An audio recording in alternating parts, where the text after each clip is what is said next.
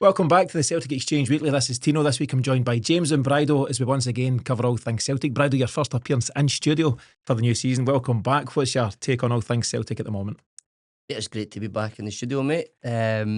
All things Celtic, I'd love to say that it's incredibly positive, but I don't think that's how I feel at the moment. The first two league games, clean sheets, 6 points, that's positive. Some decent performances, but I think just all the other stuff around it at the minute, I just think fast forward August, get players in and maybe a little bit more excitement for me, but it's just a bit stale. Yeah, there's no doubt about that, James. And on the pitch, it's fine. It's not breathtaking, blowing you away kind of football, but it's fine. The team are doing the job. 2 wins, 2 clean sheets, all good there. We've beaten Pittodrie now and ticked that box for the time being. But there is no doubt that the malaise off the park and just that ongoing feeling of being fed up continues. Yeah, I'm going to buck the trend a wee bit and say I'll wait till the 1st of September, keep my powder dry till then. They've got until then to do the job, right? You say that, but we're gambling with Champions League qualification. Not denying that. That's very much the Celtic way, but it'll all be right if it all works out. If you've got the 4 or 5 players that we need, if all players stay, we need 4. If anyone goes, they need to replace the first team players. If that job gets done and we build a squad worthy of the Champions League, then I really won't have much cause for complaint, as much as it'd be much better. If we're in the Champions League. Exactly. It'd be much better if you do your work early. But it's why should we be surprised as Celtic fans? Because it's ever been thus, apart from Ange's first season. People say, it was like that under Ange all the time. It wasn't. It was starting to pull away. The board and Mark Lawwell were starting to put absolute dross in front of Ange. That transfer window. There's maybe 1 or 2 players come out of his last 2 transfer windows. It was garbage you were getting served up, So it's always been the way. I'm going to potentially come to the defence of Mark Lawwell and Paul Tisdale and maybe some others just shortly in the piece as we discover. You look at the brief they're getting. Yeah, we can talk about some of the strategy and what's playing out at this moment in time. But Brido, to James's point, it might be all right in the night, but it definitely might not, and that's the risk. So even if we get through the playoffs, so Slovan Bratislava or Kaimat Almaty, if we beat them and get through, great, we'll all be delighted. But it's the fact that we're dicing with it, we're risking it. So I don't think you can qualify for that, sign a couple of players and then say, what were you all worrying about is fine. It's not fine. That is not the way to do business, and it's not the way that a modern, progressive club should operate. No, I don't think it should. I mean, over the last few years, I was quite relaxed. I was one of the people that were saying, look, they'll get the job done. You've got to trust the transfer policy. They've done quite well. They've brought good players in over the years. You've got to give them the time to do their job. And that's fine. But we didn't have qualifiers then. And maybe that's why I was relaxed. And this is why it's probably flipped the other way and some. For me, it's so frustrating. It's like, I don't mind by the end of August, near the end, if there's maybe a couple of players that come up that are real quality and they become available because the transfer market's been shaken up a bit. That's fine. But we're just talking before we came on air there that there's at least 4. Not just players or squad players, quality players that we need. So that's a lot. So that's expected to spend a lot. It's expected to find them. Do we have them now? Do we know who they are? Are we waiting on somebody accepting a low ball bid? What is it that's stalling it all the time? And I just don't really accept that should be the case. And as you say, if we were waiting on just one guy, if we thought, well, just one guy light up front or on the wing or left, centre half or whatever, you'd go, that's okay, one guy, 3 weeks, we'll get that done. Everything else is good to go. It's far from it. And you can see the options that Brendan Rodgers has had for St Mirren and now Aberdeen that were so stretched, so thin up front. And you can imagine Slovan Bratislava or Almaty doing their homework. They'll not be trembling in their boots when they watch what we've put in. Celtic have taken care of business and won the 2 games, and that's the most important things. But we're not blowing anybody away so far. We're not in our groove, and that can't be the case because there's so much disruption. I want to ask you, lads, I suppose a specific question about the apparent, and I'm reading this out here, the apparent disconnect between Celtic's scouting and recruitment team and those who then negotiate the deals, because I think there is a serious gap there. The case of Jacob Broom, the guy from Go Ahead Eagles, that's given us some pretty decent information and insight into this, and Steve McGowan was talking in his latest article all about it. At some point, whether it was at the start of this summer, or hopefully several months before that, he's been identified as someone who can fit into Brendan Rodgers' side and have an impact and do the job that Brendan Rodgers wants him to do. Celtic then have apparently bid 1.5, then 1.75, and then nudged up to 3 million for a player that Go Ahead Eagles value at somewhere between 5 and 6 million, as is their right to do so. Their chief exec, a guy called Jan Willem van Dop, has all but confirmed it. Here's his quote. He said, "There was some interest from Celtic for Jacob Broom, but we felt the gap was too wide. Things moved very quickly around Oliver Antman and Rangers. Celtic could have taken a leaf out of Rangers' book." And this is a quote. Haha. He laughs at the end. And he's obviously been a wee bit flippant about the whole thing, but that's the kind of info you don't usually get. There's another chief exec saying, this team don't operate in the right way. And Stephen McGowan then went on in his article to talk about Celtic's board's fixation with securing value for money.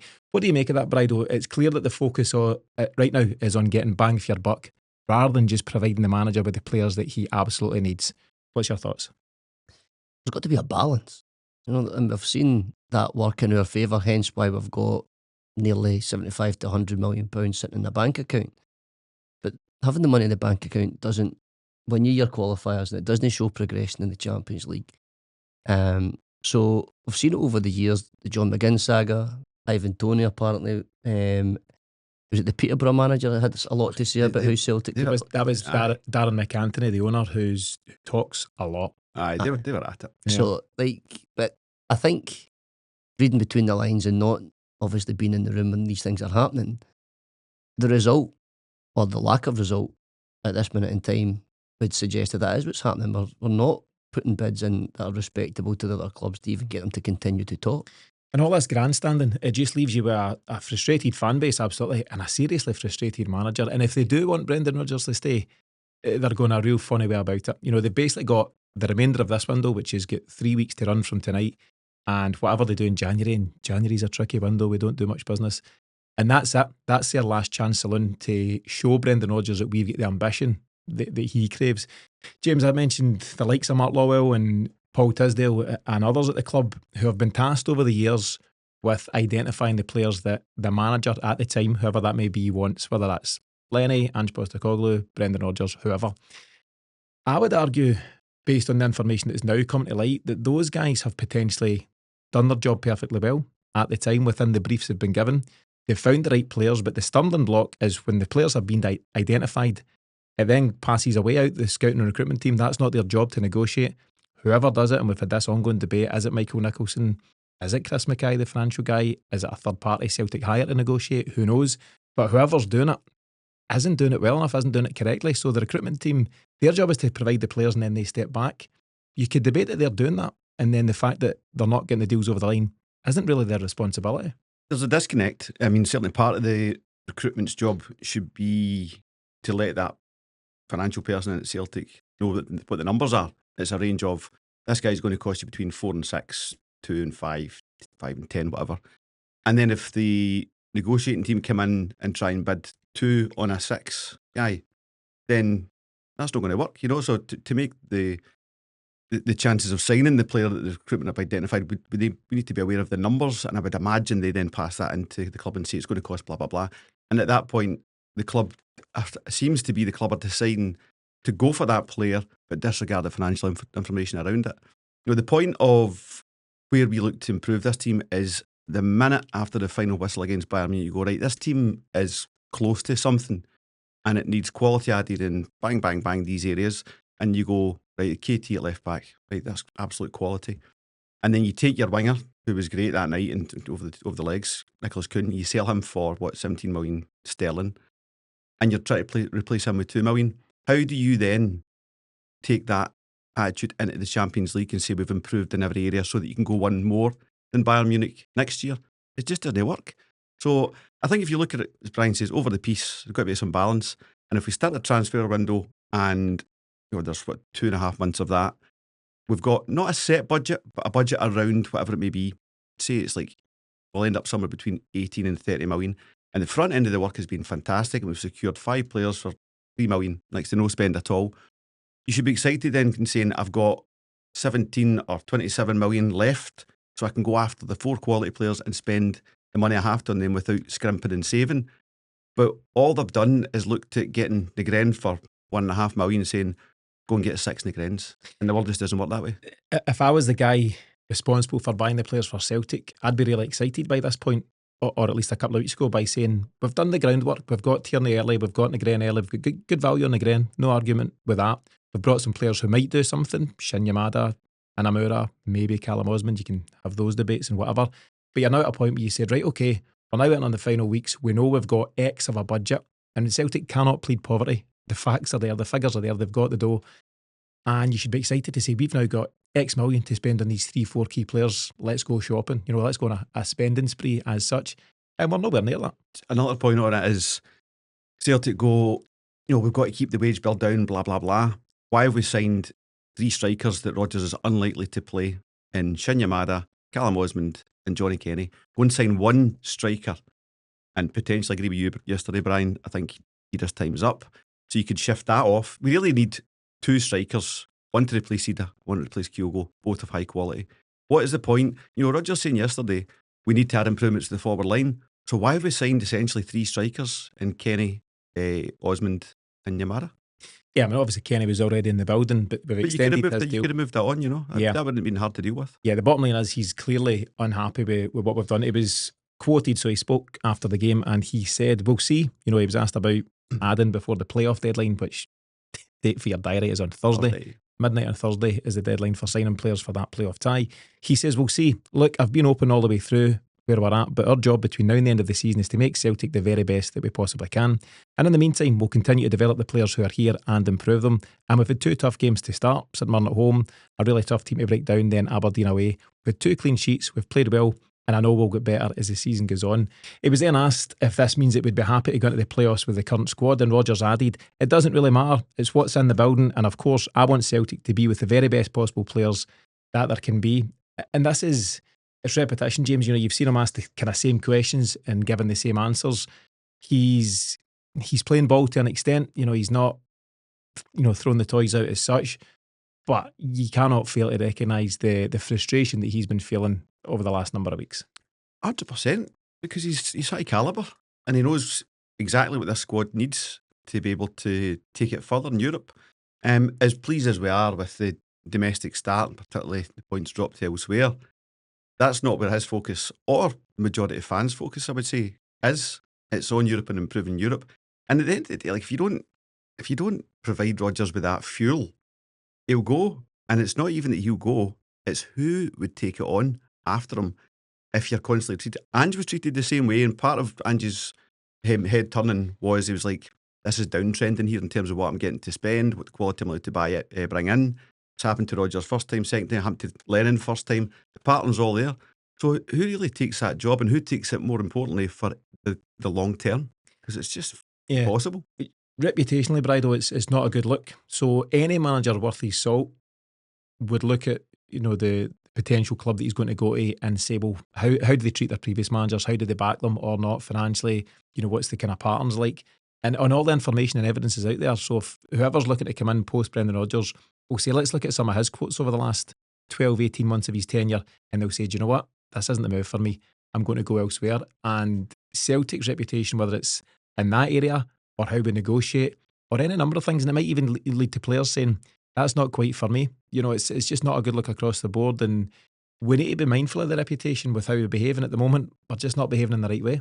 No, 100% not. And I find it hard for a manager to want to continue to grow. So words are words, and he's obviously expressed that numerous times now, and that's gone all the way back to last season. And he spoke about progression in Europe, which I think we all agree we got that.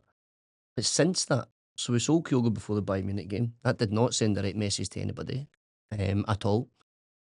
We've then lost serious quality. We've dissected that team really in the top end of the park. And I find it really hard to see with the time we've got left that we will be improved from what we were at that Bayern Munich game. I just find it really hard. And the manager probably sees that too. Takes time for players to bed in, takes time for players to get used to his system. And he's not been afforded that time. The season's already started. I said it on air.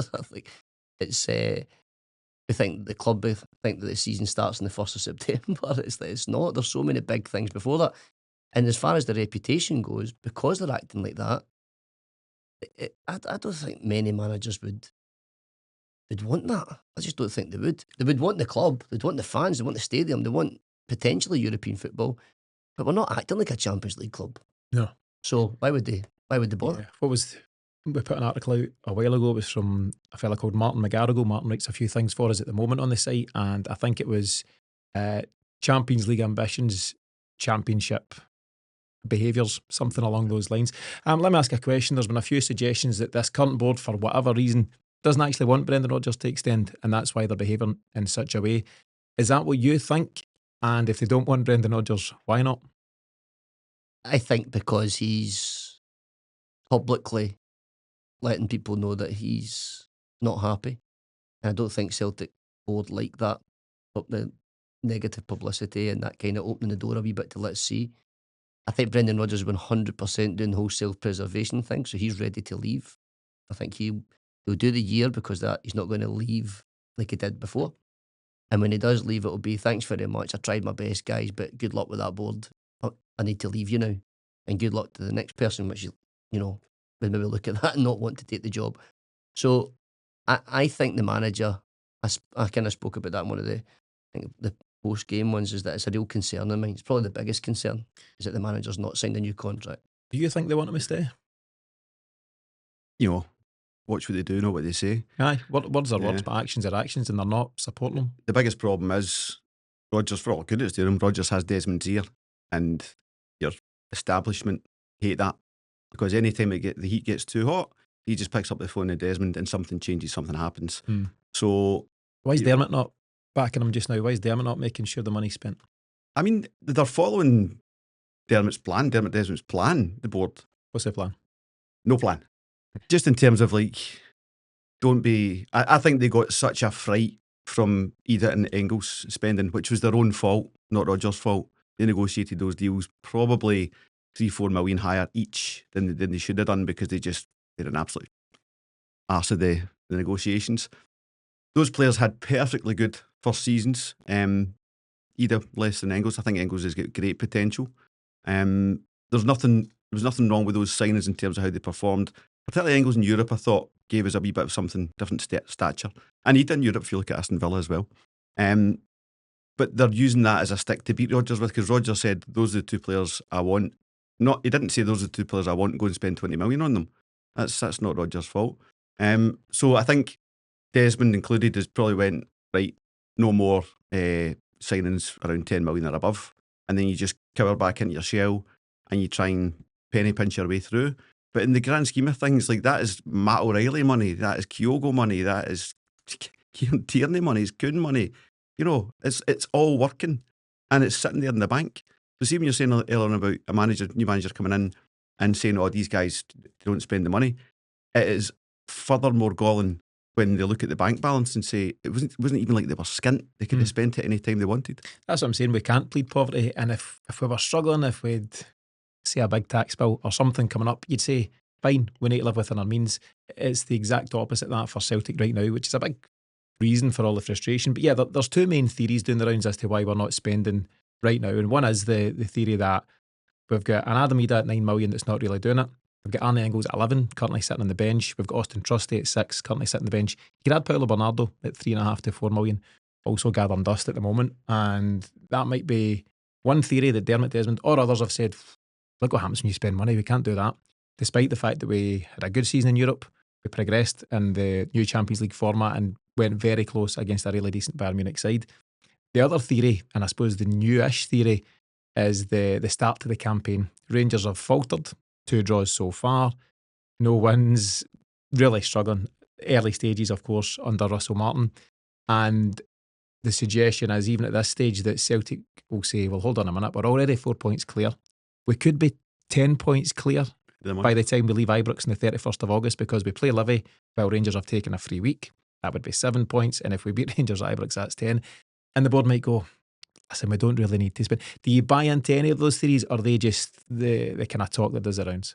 They were already behaving this way before Russell Martin started dropping points. No, we don't need anyone else to... We don't need any reasons not to spend money. What's the term? I think it's Steve McGowan's term, but he says that the board may start to draw up the transfer drawbridge if this continues at Rangers? I just think I do think the manager's future is a big issue within it. I think that, and that can be debated clearly, but I don't think he's going to stay past that, and I think he's made that clear to the board that he's not going to stay. Well, without backing. Yeah, well, I just think Full no. stop. I think full stop. I think he'll do the 3 years because there's such a low ceiling on where Rodgers can take it because of the lack of backing, and you can see that now. It's his third season, second time round. I just don't see that he's going to be anywhere near it after this season. He could even listen if he doesn't get backing and we get pumped out the Champions League, he could leave it in. And he's maybe setting himself up. And you could blame him. But at the end of the day, if he's been clear with the powers that be that he's going to stay for his 3-year contract and no more, move on at the end of this season, that's absolutely fine. You can't fault a man for seeing out his contract and doing what he said he would do. But if they don't back him this summer because he's leaving, that doesn't make sense. He's now 2/3 of the way through his 3-year deal. Well, that is a lot of the chat, that because they know he's not staying, are they going to spend big on players that he won't then be managing moving forward? No, I mean, he's not going to leave you with anything but, better players. He's looking to improve the squad. So if at the end of the year a new manager comes in and doesn't fancy those players, he can sell them on. Or if he does fancy them, we can use them as the quality that Rodgers would be signing. So I just, that level of self-harm doesn't make any sense at all, because what you're doing is saying we're taking a year out. Self-harm, self-sabotage, self-whatever is what's going on, or it certainly looks like that's what's going on in the way that we're behaving. It just feels a lot like the Lol Rodgers feud never ended. It was just kind of kept under wraps, papered over the cracks. Yeah. And it's always in the background somewhere. So if that's the case, then one or both of them should be gone. I just think they don't trust the fact that he's when he's not going to be there, that his types of players have got to bring a new manager and then spend again because the manager might not have that style or whatever. We're not like Brighton. We're not bringing in the same style of manager every time so the players can rotate around a new manager, a new face. There's certainly a lack of trust somewhere. There's no doubt of that. And where does the trust break? Is it they don't trust Rodgers' ability to pick a player because of Idah, Trusty and Engels sitting on the bench? But then are they his players? Like all of that nonsense. It's like, he doesn't actually bring them to the fore. It's the recruitment team. But then we've got a new guy in now, haven't we? So it's like, is he? Well, we don't even know because we're not signing any players to judge him. So it's all, to me, it's talk about self-harm. The whole thing's like a self-harm episode because we're just doing it to ourselves. There's absolutely no need for us to be in this position. But again, Celtic are like, we've always been this way. It's you that needs to change. I've changed, all right. That's how they've always been. I tell you what, let's lower your expectations. Let's draw a line under it at least for today. But before we do so, James, just your final thoughts on where we're at. As I said, a couple of dates for the diary. 3 weeks today, the transfer window slams shut, and the signing deadline for the playoffs is on Thursday of this week. So it's all closing in. So remember, weeks and weeks ago, we had pretty much this same conversation, and it's like, it's all right, there's plenty of time. That time has rapidly flown in, and we're no further on. But as I say, I don't want to make a full episode of this, so your final thoughts before we kick on. They get me every year. I'm still going to say we'll get the players. Maybe not all, but we'll get pretty close to the players and the quality we need, and we'll spend some money between now and the end of the month. I don't know why I think that, because I have all the evidence that won't happen. But we continue to dice. Anyway, let's move on. With a wee chat on Saturday night, Sports Scene were celebrating 50 years of covering Scottish football. It began in 1975 and we're now in 2025. Did you see the clip about the very first goal ever shown on Sports Scene? Yeah. Kenny Dalglish, first ever goal, and that kind of classic mid-70s kind of Celtic top. It was good to see. But they brought back some of their old hosts and commentators, Dougie Donnelly, Archie McPherson and Jock Brown, for this special one-off show on Saturday, and it allows me to then talk about some of the episodes that we've got on Patreon. So Archie McPherson was here about a year ago. I need to double check the dates, but Archie was brilliant in his 90s, and he gave us a lot of his time to do a 3-part series covering his time in Lisbon. He was there as a young commentator, amazing memories. His close relationship with Jock Stein, and he obviously wrote the book Stein, and everything that was involved in that. And he also spoke about the changing face of the Celtic Rangers rivalry. So that 3-parter, that's available right now. The other show, Brido, is Jock Brown. He came on when we'd done the Battle to Save Celtic, and he spoke about what was his quote-unquote 510 Days in Paradise. That's the name of his book.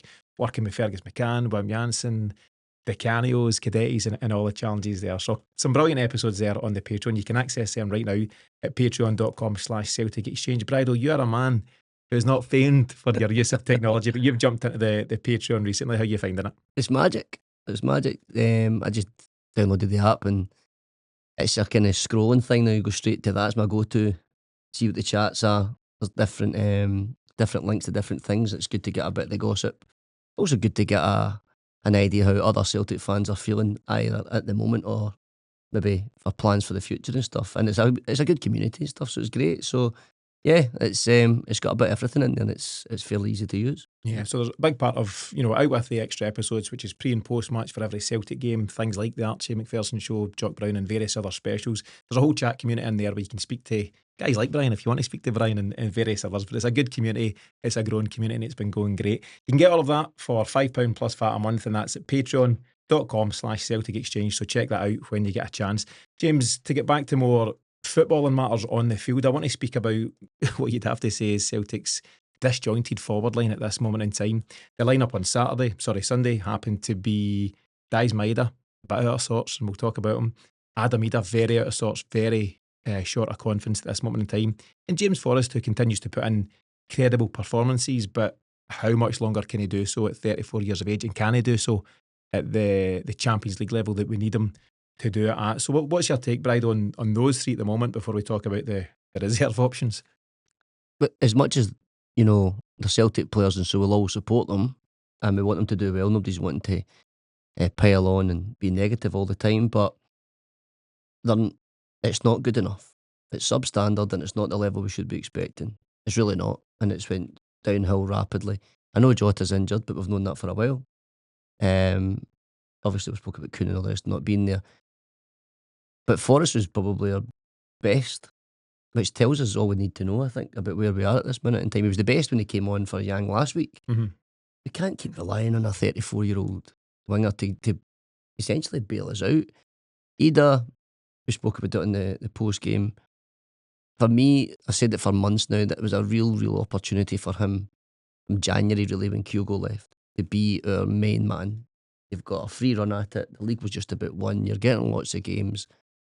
Be the main man. And end up being that Idah had to step in, and then all of a sudden we know how good he was, which then put him back again. So he's had a chance at it again because we've not got many choices, and he's just not doing it. He's not making runs in behind. He's not ragdolling defenders. His touch isn't good enough. He's not bringing players into the game. People may say he's starved of the chances being created for him. Now, that'll be down maybe because the players aren't as good that are playing in those positions, but he's not doing enough to create the space for them either. You watch that game back, like I said, it was like 22nd minute or something before he brought a ball down and kept possession. He knows the job. The manager's probably made it very, very clear this is what your job is on any given Saturday or Sunday. Use your strength, be a platform to build, work hard and close down, and take your chances. And quite frankly, it's actually more annoying. It's telling as well that he's not actually getting lots of chances. You can talk about guys like Cyril Dessers missing lots of chances for Rangers, but still scores a crazy amount of goals, right? Mm-hmm. But he's missing these chances. He's not even... The ones that he got a bit of stick for at St Mirren, the headers and stuff, I thought they were half chances. They weren't like glorious chances. They went off the post, they done well, but then at the crucial moment, he didn't do well enough. So it's just not good enough, is where I am with it. And we need quantity, because we can't have 3 players and Yang. A numbers game, first of all. But it's about the quality. James, historically at Celtic, we've spoken about downgrading was the term when Gordon Strachan came in, took over from Martin O'Neill, and Celtic had to just square things up financially because they'd spent some big money on some big players, guys like Larsson's last contract and Sutton and all these guys, Bobo Baldy, picking up big money. There's no such situation this time around, yet we do seem to be downgrading. If you look at the fact that very recently we could put out a front three of Jota, Kuhn, Kyogo, and I appreciate Jota's an injury rate, but you had the option, Jota, Kuhn, Kyogo, a brilliant front three, and a front three you'd be delighted with at any given time, Europe or otherwise. Yep. Even going a wee bit further back, you had this situation where it was Dembele with Edward as his backup and Griffiths as his backup. It's 3 very good front players, 3 guys who could find the net consistently. And I say this with all respect, and Dice had a phenomenal season last year, and you can't knock his achievements. But at the moment, the out of sorts Maeda, the very out of sorts Idah, and the aging James Forrest, it's nowhere near it. And then you say, oh, well, let's go to reserve and see what we've got. We've got Yang, who's got a foot out the door. We've got Telio, who's got 2 feet, 2 arms, a head. He's never been in the door. You've got that going on. What else have we got? We've got a Callum Osmond that's clearly nowhere near it. Development player, will possibly go out on loan. You've got Johnny Kenny, who's signed an extension, who I think will probably go out on loan as well to further develop. You've got Shin Yamada, and who knows, he might be good. Not much of an impact at Pittodrie, but we'll see what happens. And I think that's about it. So to Brido's point, first of all, you need quantity. You need to get bodies in of any sort. But the hope is you can get quality. But at the moment, we're miles away. It's so poor in comparison to the other options we've had. If all the players you mentioned there were the result, what was the plan? What was the plan that we end up with that as our attacking formation? Yeah. Just a whole load of nonsense that doesn't make any sense to anyone. The number is, just said earlier on, the number of strikers in there that no one would pick as first choice striker. You know, that the first choice striker isn't at Celtic. We need to sign that first choice striker. But I don't even see, potentially you could see Idah getting a bit of confidence back with coming off the bench as your number 2 striker, picking up a couple of goals here and there. But he's just so bereft of confidence at the moment. I don't think there's any way back for him personally. I would write off that You project. would take 5 million for Idah, you said. 100%. Would you take 5? 4. 4. The thing that really puzzles me about Adam Idah is he's clearly playing without confidence. You can see that in him. You know, you made the point, Brido, in the post match. He's always looking to the bench. Is he coming off? He's kind of second guessing himself, which shouldn't be the case because Brendan Rodgers has and continues to show faith in him. And there's quotes from Brendan Rodgers post match as well saying, Adam's capable of this, that, and the next thing. He backs him. And that might change when somebody else comes in. But at the moment, nobody else is there. So why not take the confidence of going, I've got an opportunity here to be Celtic's main man, and instead of being confident in that, it's the opposite for Idah. Yeah, imagine having the gift of being first choice striker at Celtic and not doing absolutely everything in your power. And I mean everything, if you want to go in sports psychology your way out of it or whatever it may be, maybe is, who knows, but nothing is happening. Whatever he's doing, whether it's training off the pitch, whatever, nothing is happening that is improving. If anything, it's getting worse week on week. That can be a striker's thing as well. The harder you try, the worse you get. But also more weeks go past, less goals. It's another week of blah blah blah, and you need to break that duck. Mm-hmm. I think we're wasting a lot of time here on Yang, on Telio, on James as a first choice player, on Idah. The Kenny, Osmond thing makes no sense. I know you're a big fan, Brian. Brian is outspoken in his views on Johnny Kenny. I think that at least with Kenny we could say we don't know, right? He knows. I know. You do know. We've not seen enough of him, and we've not seen enough development from the management team with him because he's been away on loan and all this kind of stuff. Who knows? Probably not, I would say, but maybe, right? But none of that changes the fact that Celtic need 2 strikers. And the rest can go and do what they want to do and loans and all that stuff. Yeah. But we need a first choice striker and a second choice striker. I agree. Just before you come in, Brian, there is a place for guys like Johnny Kenny and Callum Osmond and even Shin Yamada to develop in the background. Well, you've got guys like Kyogos and Edwards and Gary Hoopers and all that stuff being your guaranteed big hitter until such point they move on. And we don't have that mix. And to James's point there, if this is what we've got, what is the plan that led to this? Well, exactly what you said earlier on. I don't think that it comes across that there is no plan. The plan is there's no plan. Yeah, it's certainly not what the manager wants, and we know that. But see, just touching on Adam Idah, the confidence about scoring goals and stuff, that'll come if you get a few. I know he can do that, and he's done it in big games. We don't want to write him off completely, but I do not have the confidence at all if he's your main striker for the season. If we went into, we're in serious bother. So say we were playing Bruges as our Champions League qualifier. I don't think we get through that with the current squad. I really don't. The current attacking part, yeah. And if Tierney gets an injury, we're in serious bother there too. But so just on the Idah thing, you can understand that part, but you don't need confidence to be involved in the game. You do not need confidence to leave one on a defender. You just, bringing other people into the game. You don't need confidence to bring a ball down your chest and release it to a midfielder. They're all possibly the most basic parts of any position on the park, other than a goalkeeper using his hands to stop a goal going in. It's so obvious, and it's like he doesn't want to be involved, and that is that's a disaster. There's an anxiety. I've always said that I don't question his work rate. I think he works hard, but it's what he's doing when he's thinking his opportunities. He chases down fullbacks, he chases down everything. Yeah, but it's the intelligence of where that work is placed. That's what I'm saying. The work is there, but it could maybe be more effective. Because Yamada comes on in that game, the exact same game against the exact same team, the exact same players with the same formation. Aberdeen didn't change anything, which I don't know why. And I know he tried a couple of wee flicks and they didn't come off, but then he'd done a couple of other things where he did get involved and he got his header in the box. That was far more than he did in the whole game. He's probably as involved, if not more than either. Yeah. And that doesn't make any... that was somebody that wanted to be involved. And there's the thing, the manager has said he's happy with his goalkeeping situation, happy with defenders. Midfield's probably our strongest area of the park, but he stressed time after time that he needs more up front. In that gap, he does got that opportunity, and with each passing week, that opportunity slipping away. The last thing I'd say, potentially in his defence, is that we do play with quite unorthodox wingers. Adam Idah is unpredictable, comes inside a lot, and it's not like we've got wingers who get to the byline and whip it across. Okay, he does now. He does now. Nicholas Kuhn used to come inside frequently.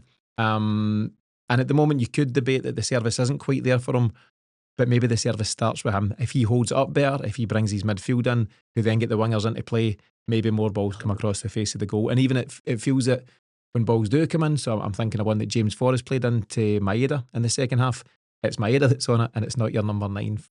There's a few things at play there, but time is running out for Adam Idah. It's run out for Nicholas Kuhn. He's gone. I'm a fan of Idah. I'd love him to come good. I think everyone wants him to come good. He's got talent, aye. By the time is running out, let's see how he responds. We've got a situation on Friday night where we play against Falkirk in the League Cup, the Premier Sports Cup, whatever they call it now. And that's going to be an opportunity for Brendan Rodgers to mix it up.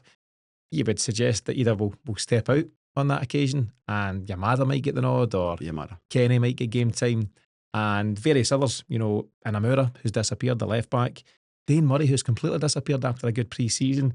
What do you think? Do you think he'll shake it up on Friday? He has to, doesn't he? I think he has to.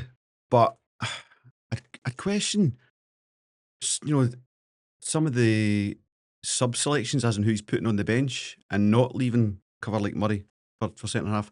If you said, I suppose Kenny's in it as well, but if your shining lights of the pre-season was Inamura and Murray, those are the ones that went. That was a bit of surprise. Well, the Gren's in the team. The ones that aren't anywhere near the squad. Those are the ones that really kind of caught your attention. Yep. And this Liam Scales left back nonsense, that has to stop a long time ago. That's the new norm. That's the way I terrifying. And by the way, he shouldn't even be at centre half. Never mind getting shifted out to left back. The fact that you've got a guy who is a centre half in Inamura that you've made a left back in pre-season at least, gives you that versatility covered with both of those positions, and he's not on the bench. Is that a wee bit of puffiness because I didn't sign him? If this political struggle is what's going on in the background, then this is Rodgers doing a shred. Okay, bang, you're not even in the squad. I mean, I've always doubted that managers would sabotage themselves deliberately just to prove a point, but there is a power struggle going on. That's what it feels like, and sometimes these wee moves will take place. But either whether it's, Liam Scales is your backup left back for the foreseeable, and that in itself, we've spoken about the imbalance up front. That's a further imbalance. We seem to have nailed down the defensive positions in terms of getting KT in and looking more solid, and Simpson Pusey comes in from Man City and stuff, but we're still all over the place. So there's more questions and answers around that as well. So the plan surely isn't that we expect KT to play so many games without an injury, because if they think that, then they're really very much wrong. We know he's going to get injured and he's going to miss games. Did you read that he'd be sick at half time? Aye, so we just an illness kind of thing. Well, no, I'm saying in general though. Like he's not going to. He's not going to. The numbers show that. Like he's injury prone, unfortunately. And if we've got to manage him means he's not going to play some games. Maybe he won't play on Friday, for example, right? Yeah, you need to protect him. You need to protect him. So we had Greg Taylor, and Greg Taylor domestically was okay, and then got to the bigger part of the game, Champions League. Attributes, we found wanting. So KT is 100% better than Greg Taylor, but we could essentially though end up weaker in that position. Because you have Taylor or Tierney. Because so for me, progress for Celtic would be that Taylor's still there, and Tierney comes in. That strengthens that area, and that is progress because both are available. Because you've upgraded, but you've still got your 100%, backup status quo. Like, it's the same with the other positions. The question mark around Dane Murray, for example. Now, I think every Celtic fan through pre-season, he was the one of a few names that everyone was like, that he looks really good. And we've seen him even the season before. I know he made the mistake at Villa, but that'll do him something good. Now, he's obviously highly thought of that he was going to be playing. He was on the bench for those games and they get put in. He was also going to be playing against Rangers, but he got injured and Welsh had to step in. So, we've got this guy from Man City coming in on loan without an option to buy. So I don't understand, when will we ever play the young players when he's proving that he's good enough to step into the first team? We'll be Chelsea TV next week. But do you know something? It's like, right now, the rumours are all going all over the place because it's negative, right? Mm-hmm. And it can change quite quickly. But for me, one of the positives would be that we would get guys like Dane Murray, and he would be on the brink of perhaps stepping in. Carter Vickers gets injuries too, then see him step in. Would that be acceptable? If he performs well, yes, we would accept it. And we'd have a young boy in our hands that we brought through the ranks, but we've been crying out for and we spoke about on shows in the past. But now we've got this other guy in.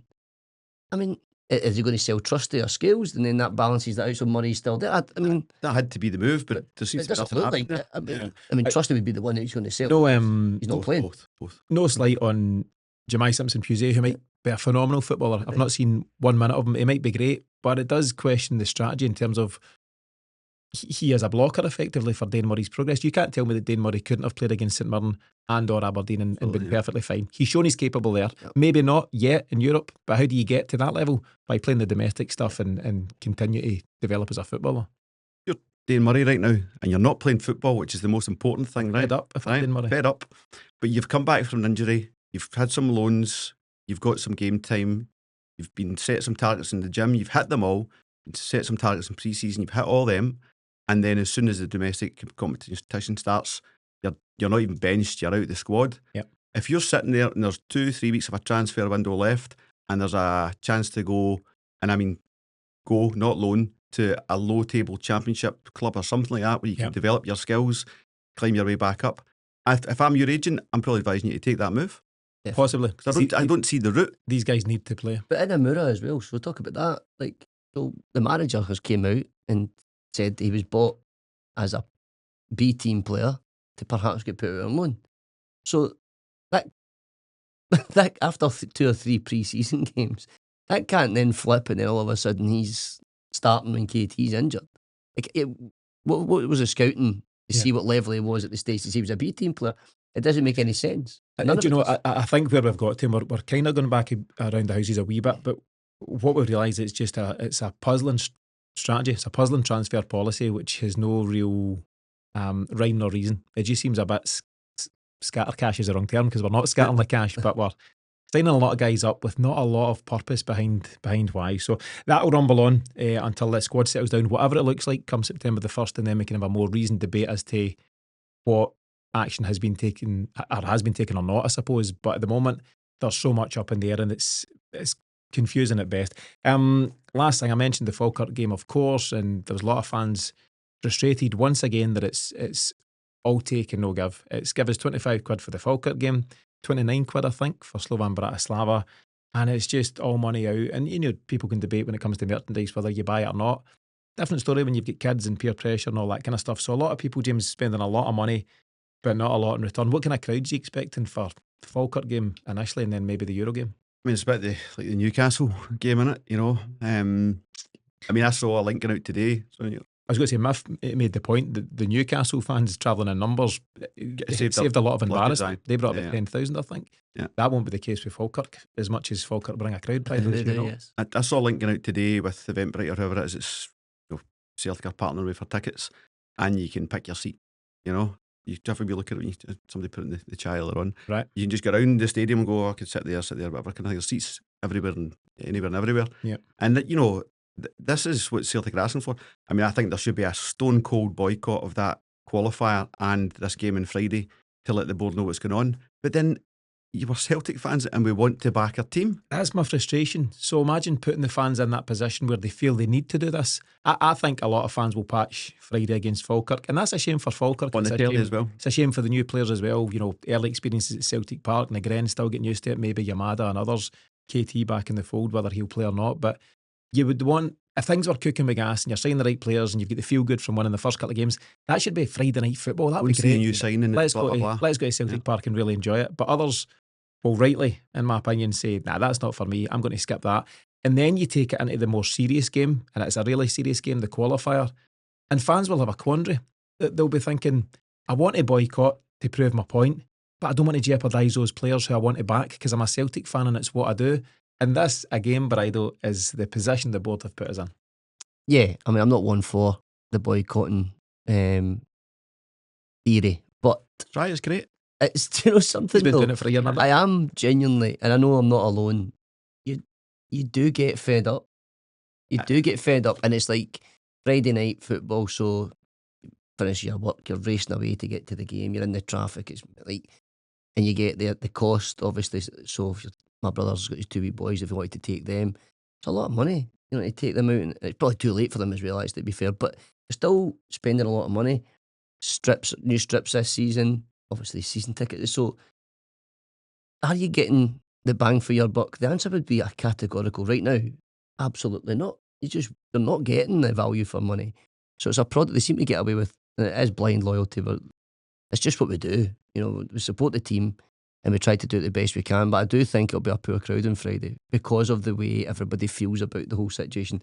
The playoff game, I think it'll be different. It'll be a full house because it's such an important game. And we really need to, because we're at the home legs first, isn't it? It is. So that's and that's a real tester for us. We really need to come out the blocks there. So yeah, I'd imagine it'll be a full house or thereabouts for the playoff. But Friday, I think you could see a lot of spaces. Yeah, we could speak to Celtic for Bridal and his brother's wee boys and get the kick-off brought earlier because it's a bit late for the o'clocker. Do we not do that with the game in the Champions League, remember? We had to play it on a Thursday or something. Tuesday afternoon. It was COVID times. So, it was Ferencvaros. I think Kyogo. Just after lunch. That was a Jota's pass, wasn't it? That'd be nice. Now, I think it's going to be really interesting, James. At the end of the day, fans have got an opportunity over these next 2 games, an opportunity we don't want, but an opportunity to vote with their feet. And I agree with Bridal. I think it'll be sketchy against Falkirk. It'll be frustratingly almost a full house. You want a full house for the playoff, but the board will sit and go, we get the fans anyway, regardless what's going on. And that in itself might just lead to more of that similar behaviour. The more things change, the more they stay the same, as they say. But it's the apathy. I mean, if Celtic had the stones to go out and get a temperature test check of their fans' feeling about the squad at the moment, good friend of yours and mine, Billy Morgan, lives down Newcastle, still gets up to games, and he has never been more apathetic about it. You know what I mean? That's the word. Apathy is the worst place to be. Yeah. If you're angry, but you're still getting involved or whatever, apathy is that middle ground for it's like, I'm fed up, I don't care anymore, and that's a dangerous place to be. Let's move on, and just a couple of final items to finish off. Question for you, Bridal. Should we be concerned about Hearts? They've obviously made a very positive start to the campaign. They beat Aberdeen 2-0 last Monday. They're a really decent 3-2 win away to a decent Dundee United side yesterday. I watched some of the highlights, looked quite exciting. And obviously Tony Bloom has made a lot of noise about the ambitions of Hearts to potentially split Celtic and Rangers, for example. Do you think they're worth a watching? This season? Yeah. No. Too soon? Yeah, too soon. Aye. Derek McInnes knows what he's doing, but he's there's levels to his ability as well. And also there's I was going to say the financial clout of Celtic could be too much, but who knows? How would you know? You genuinely don't know. I watched the first game against Aberdeen. I thought they played really well, actually. Aberdeen are poor. They're unbothered by the way. I think so, because nothing at the top end of the park, but I thought Hearts were really confident and professional in their approach. Again, Derek McInnes, they're actually led by him. He knows what he's doing. They've got a decent depth to their squad. They've kept Shanklin, so they've got a guy who can score goals. He scored a cracker that got chopped off. Strike. Yeah. So, yeah, I think it's a fairly stable squad. They've not lost a lot of players, I don't think. So, no, I think we've got to remember where Hearts were. And they're not going to come from being the bottom 6 team to win the league. Yeah. The fact that they don't have Europe will help them. The distraction. They'd probably rather have it in the financial rewards that it can bring. But James, they've got the opportunity just to go, week on week and take care of business. And I would say, yeah, it's probably too soon, but they should be at least the best of the rest. You know, Celtic should be too strong. You would debate the Rangers may be too strong, but there's maybe, aside from Hibs, there's not a lot there that Hearts shouldn't be taken care of. Yeah, I mean, especially, it's a 3-2 win, having been sitting at 2 each, that shows a bit of something as well, that spirit, that drive to keep going. So I think the problem is we're not trending up. I mean, the Hearts are 100% trending up. We're trending down. The danger is that we trend down enough that they're trending up, what gives us a problem. I don't think they can be dismissed, but the size of our squad, the fitness of our squad over a season, but you could see us dropping points to Hearts, a draw here or there, maybe even a loss. Over the course of a season, we should have enough to keep ourselves away from any danger there.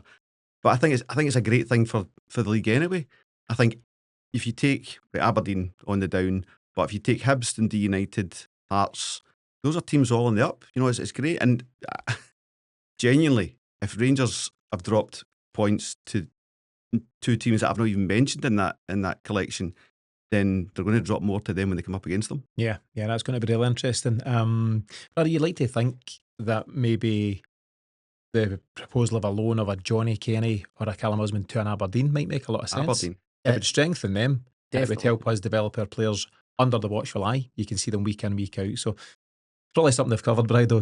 They're all over You everything. can take Johnny Kenny on loan, it's no problem with me. You're not upset by that? No. As long as it's a permanent loan. Couple of final bits of transfer activity loosely related to Celtic. Lennon Miller now looks like he's going to sign for Udinese. He's away out to Italy for a medical. All going well, that'll be the move. And I suppose it'll put an end to the year and a half old It's a good rumours there.